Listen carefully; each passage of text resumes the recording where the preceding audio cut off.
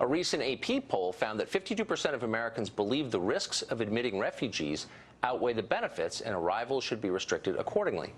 Jorge Ramos is an anchor for Univision and one of the president's loudest critics on immigration. He joins us tonight from Miami. Jorge, thanks for coming on. Great to be here. Thank you. So at an event several weeks ago in February, you said this, and I wanted to ask you about it, and I'm quoting you. I'm a proud Latino immigrant here in the United States. You know exactly what is going on here in the U.S. There are many people who do not want us to be here and who want to create a wall in order to separate us. But you know what? This is also our country. Let me repeat this. Our country, not theirs. It's our country. Who's the us and who's the they? Whose country is it? This is our country. It is yours, it is mine, and it is ours. The interesting thing is that with the Trump administration and many people who support Donald Trump, they think it is their country, that it is a white country, and they are absolutely wrong. This is not a white country. This is not their country. It is ours, and that's precisely what I'm saying. Look, in 2044, in 2044, this country, the white population will become a minority. It will be a minority-majority country. That's precisely what I'm saying. Latinos, Asians, African Americans, and whites. It is our country, Tucker. Right. Yeah. Well, let me just point out that you are white. Obviously, you're whiter than I am. You've got blue eyes. So, I mean, I don't know exactly what you mean by white or Latino, but let me just ask you again to explain our country, not theirs. Who is they? Whose country is it not? Well, many people who want to go back to 1965 when there was a white majority. Many people who believe that Latinos and immigrants and refugees shouldn't be here. That's precisely what I was referring to. So it's not their country? Before the election, belong to those people? What are you saying? Well, it's also their country, but it's not only their country. Right, we have to understand that this is a multicultural, multiracial country, and we have to live and be tolerant. And that's exactly what I was referring to. Well, I certainly agree with that. Country. Now, I don't want to bring this to race. You did, so I'm going to follow up on that. You have posited yourself as the leader of Latinos, and I'm not exactly sure what that word means. So Latinos seem to encompass, I don't know, German Guatemalans and Italian Argentines and Afro-Cubans and non-Spanish speaking Peruvians and, I don't know, blue-eyed rich Mexicans like you. What do those groups have in common exactly? Well, what we have in common is that mostly that we come from a region in the world, Latin America, and there are many differences. Many people call them Latinos, many people call them Hispanics. We tend to speak more Spanish at home than others. We have not only hundreds but thousands of mass media in our own language, in contrast with what happened with Italians or Europeans before us. So in other words, it's a kind of immigration that has a distinct characteristics that others didn't have before. But what is distinct, again, just to be totally clear, if I am a non-Spanish speaking Brazilian, I speak Portuguese, I'm a non-Spanish speaking Peruvian, I'm 100% German, but I live in Guatemala, and there are a lot of them there, as you know. There are also a lot of 100% Italian people in Argentina. There are a lot of African American, Latin American Cubans. What do they have in common? A lot of them don't like each other. They don't speak the same language. They have very different cultures. I don't understand why they're under one heading. It's not really that complicated. It's simply a matter of a country of origin, either for you or for your family. Again, most of us speak Spanish. Most of us come from Latin America. About half the Latino population, adult Latino population, are immigrants. So that's what differentiates us from other groups. But mostly has to do with the country of origin. That's okay. It still doesn't make any sense to me at all, but as a political matter, it makes a lot of sense because it allows people like you to say, I represent everybody on an entire continent, when clearly that's not true. Well, our conversation with Jorge Ramos continues. Welcome back. Here's the second half of our interview with Univision anchor Jorge Ramos, the part where he gives up and admits, I'm right. Just kidding. What? Get back to the point that you were making a minute ago, that Americans have no right to be concerned about the dramatic demographic change taking place in their country. Let me just stipulate, I'm for getting along, I'm for colorblindness, I'm for tolerance, 100%.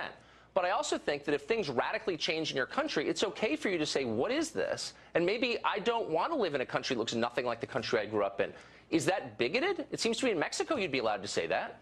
Well, we have to understand that there's a demographic wave or revolution, if you want to call it, happening right here in the United States. Right now, there are about 60 million Latinos. In about 35 years, there's going to be 100 million Latinos 1 in 3 is going to be a Latino. So there's a demographic revolution or a Latino revolution going on. Now, on the other hand, if you are implying that there's an invasion to the United States, that is I'm not true. saying invasion. I'm merely saying you're name-calling. Wait, you come to this country, you make a ton of money, and then you yell at people who say, well, wait a second, you know, this is having an effect on my kid's school, on my culture, on the economy, and your point is you're not allowed to have that opinion. Actually, that is not true. It's obviously it's having an impact, but it's having a positive impact. Yeah, in some ways it is, but not in all ways. No. And overall, there's an immigration surplus. All immigrants contribute about $2 billion to the economy of the United States. In other words, immigrants contribute and put much more money into the system than what they take out in social services, according to the National Academy of Sciences. In 20 years, it's been $54 billion in input on immigration surplus. So it is a great business to have immigrants in this country. Those numbers aren't exactly right, but I think some immigrants contribute a lot. Some immigrants contribute a lot. The National Academy of Sciences, right. those are the numbers. It's a little more complicated than that, but I don't want to debate that right now. I just want to make the point that there is a downside as well. There's clearly an upside, and we all recognize, and people like immigrants actually in America, despite your claims. They do. But there's also a downside. 15% of federal inmates, prisoners, are Mexican citizens. So, like, why shouldn't I be allowed to say that's a problem? I don't want criminals here from another country. They're not even citizens. No, that's precisely the problem, because you, like Donald Trump, are also criminalizing the immigrant population. That is not true. I'm not criminalizing them. I'm noting a fact of who they are. It is not true. These are the facts. 97% of undocumented immigrants, 97% are good people. Less than 3% are bad hombres, or they committed a felony, according to the Migration Policy Institute. I'm not disagreeing with you at all. The vast majority, Tucker, are good people. They're not criminals. I'm not arguing that the vast majority are criminals. Now, their presence here illegally is a crime, and I think we should be honest about that. But most are decent people. I agree, and most Americans agree. Most of them are. 15% of all federal inmates in America are Mexican citizens. That's not a small number. That's many, many, many, many thousands. Doesn't mean they're all bad. It means that's a big number. I don't know what's your source. I'm giving you my source. My source is the Bureau of Migration Policy Institute. How's that? Well, I don't know if that's correct. So you don't actually know anything about this. So that's my what I'm saying is that, you're making generalizations that are not rooted in fact. This is important thing, Tucker. 3%, less than 3% of undocumented immigrants commit felonies. In contrast, about 6% of Americans commit felonies. In other words, the more immigrants that you have, the more immigrants that you have. You made that point at the outset. So let me just ask you one last question. We're almost out of time, and you don't have command of these numbers, so it's pointless. But let me ask you this, a theoretical question. What immigration restrictions would you favor in Mexico? It's already a felony to be there illegally, but what further restrictions in the country of Mexico, the country of your birth, would you favor?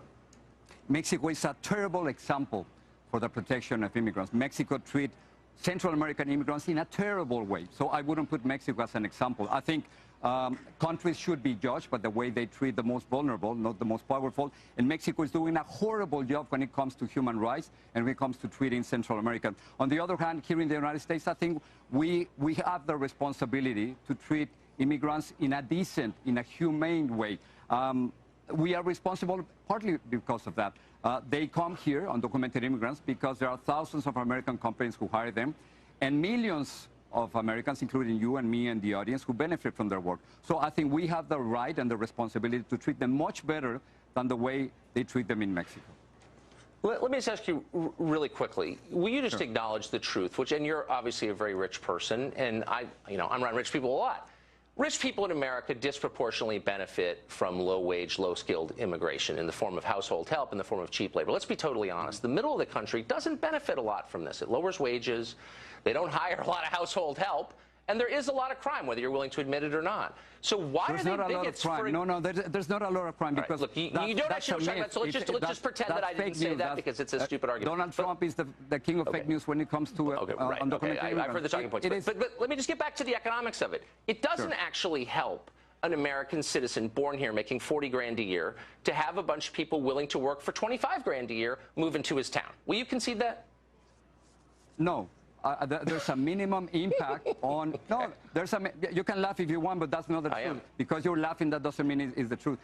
Check the National Academy of Sciences. There's an immigration surplus. In overall, immigrants contribute much more to the economy than what they take away in education and social services. Those are the facts. Some people might be affected, but overall, which is what we care about, overall, they have a positive impact. Okay. Jorge Ramos, thanks a lot for joining us. I appreciate it. Thank you. Thanks.